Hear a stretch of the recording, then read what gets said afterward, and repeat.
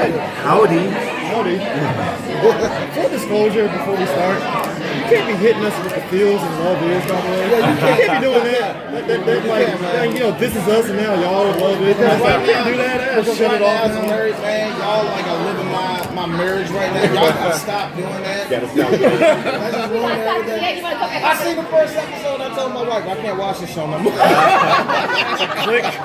This is us, baby. Man, y'all gotta watch it, man. Y'all gotta watch It's a it. great show. It's a really great show. Thank you. I appreciate that. So what, the reception from season one, just how y'all managed to, everything just flowed really well. How did y'all take kind of like the positive and negatives of season one? How did y'all do that going into season two? There was some negatives. Hey, I'm pretty sure you probably saw some negatives. People like, You know, I'll be honest, man. This is, other than one guy who said that I was aiding and abetting the feminization of the black man. There was one guy in my DMs that, he went on. But anyway, it's been a great response. And we've been very appreciative because in the beginning, I think that a lot of people thought that the man was in his 40s. He had an ex-wife. He had 2 daughters. He was a principal. A lot of people didn't think it was sexy enough.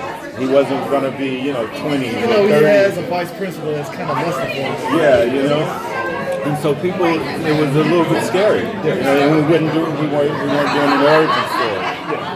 So we just approached it from a different place. And so I think the takeaway from this season has been, yes, we should sort of set our own course and approach and keep going. And so that's what we're doing. I think people enjoyed us being ourselves and approaching the genre with a little funk on it. You okay? You get an opportunity to explore a character called Black Lightning.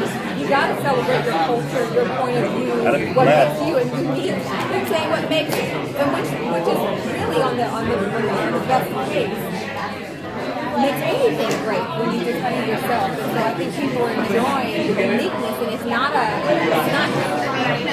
like something else because we're being ourselves. So I'm enjoying it. I actually like how I'm actually watching the series, and I'm actually intrigued by Tobias. And then with his interaction with Lady Eve, and it was, that was really interesting. I was actually trying to root for Tobias. In a few moments, I'm like, no, don't mess with him, right?